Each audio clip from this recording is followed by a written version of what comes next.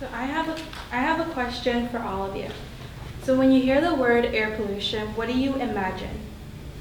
Is it something like this? Well, if it is, you're not wrong. Most of us imagine outdoor pollution from the burning of fossil fuels, but there is a much more dangerous type of air pollution. Indoor.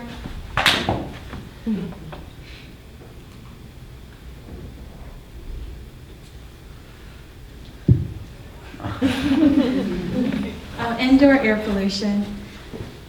It is not often the first thing that comes to mind, but the concentrations of indoor air pollutants are normally 2 to 5 times more and can be over 100 times more than outdoor concentrations. So how much time do you spend indoors?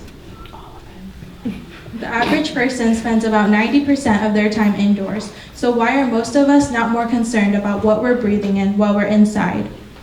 Even casinos know it's important to have clean air to make gamblers gamble more and stay awake while they're inside.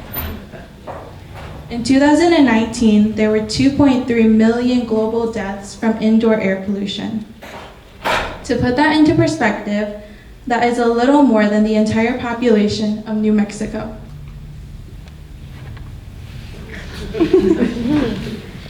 So I have a picture to show you all.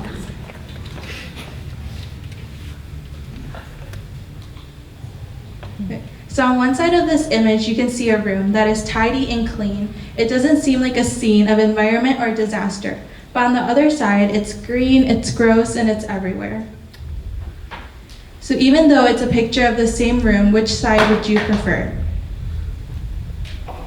Probably the light and bright room, but most of us are really on the other side. We just can't see it. So how do we stay away from this? How do we get rid of it? And how do we test for it? There are many ways to test for indoor air pollution, such as collecting particulate matter samples, testing mold growth, and radon tests. By testing the indoor air quality, we can determine what changes need to be made. So we decided to conduct our own indoor air quality test at our school. Working with our environmental science teacher, we investigated the particulate matter density.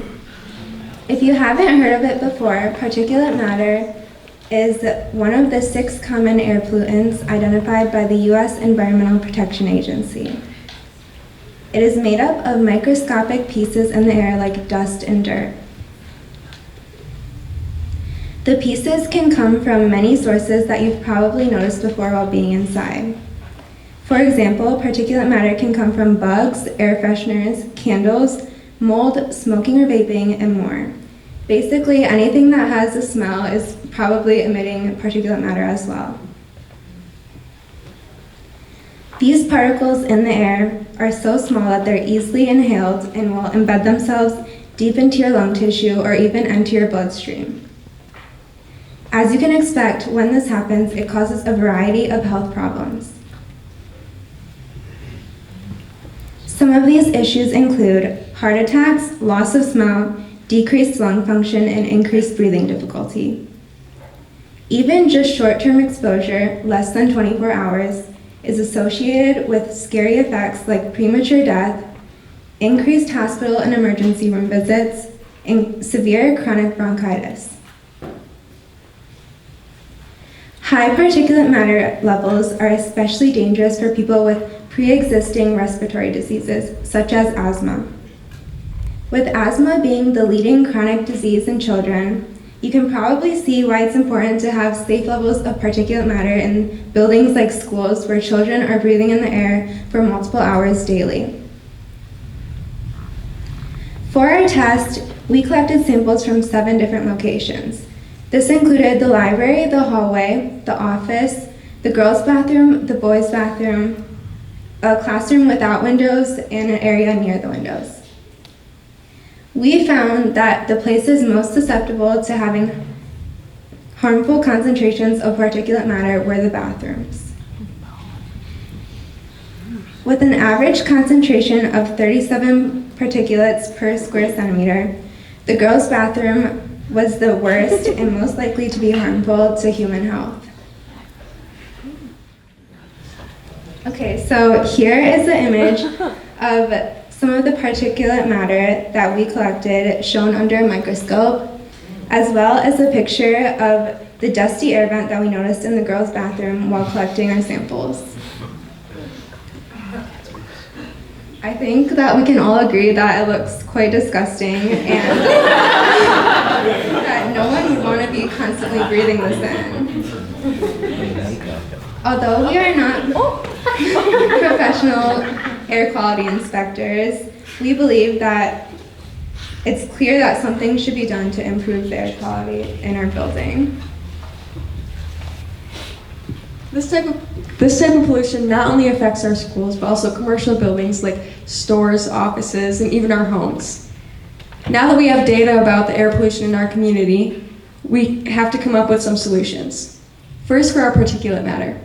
Particulates can be reduced through routine cleaning and minimized in the future by regular HVAC system inspections and system filter inspections.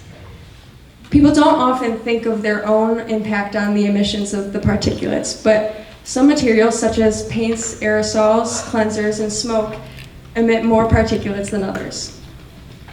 Mold can be managed by using dehumidifiers and by monitoring the dampness and moisture levels indoors. And other forms of indoor air pollution that we have not tested can be managed through ensuring ventilation is clean and functional. These are all things that you can do in your own homes as well. By implementing only a couple of these practices, we can reduce the amount of indoor air pollution in our community, and we have the ability to reduce absences, improve test scores in schools, and enhance productivity overall. Less of the population will face health effects, and it will reflect positively. There's an obvious decision to make in the case of our health and safety. By educating ourselves and others on indoor air pollution, we have the opportunity to make the air quality in our community better. We have spoken with our administrators at our schools about what they can do to improve our air quality, and we encourage you to think about your air quality where you work and live. Thank you.